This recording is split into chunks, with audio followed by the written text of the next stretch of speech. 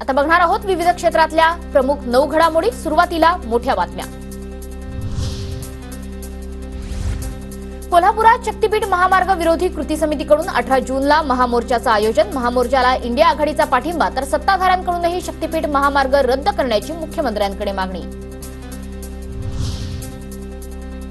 शक्तीपीठ महामार्ग कोणत्याही परिस्थितीत रद्द केला जाणार, मंत्री म्हणून जेवढी ताकद लावता येईल तेवढी लावणार, शक्तीपीठ महामार्गावर मंत्री हसन मुश्रीफ यांची प्रतिक्रिया।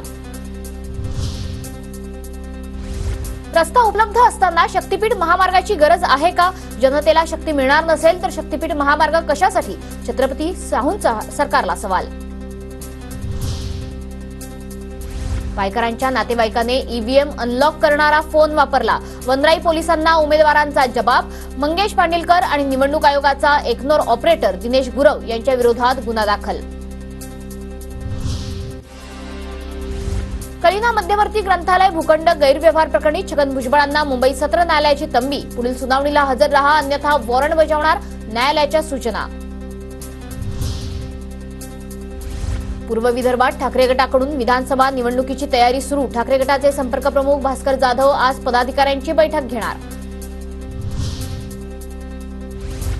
मुंबईतल्या मालाडमध्ये आज ठाकरे गटाच्या पदाधिकाऱ्यांची बैठक। आदित्य ठाकरेंच्या उपस्थितीत शिक्षक पदवीधर निवडणुकीच्या पार्श्वभूमीवर बैठक होणार। कोकण पदवीधर निवडणुकीच्या प्रचारासाठी उपमुख्यमंत्री फडणवीसांचा आज ठाण्यात मेळावा। महायुतीचे उमेदवार निरंजन डावखरे निवडणुकीच्या रिंगणात। 24 जून पासून लोकसभेचं विशेष सत्र। विशेष सत्रात लोकसभा अध्यक्ष आणि उपाध्यक्षांची निवड केली जाणार। उपाध्यक्षपदासाठी विरोधकांकडून उमेदवार दिला जाणार।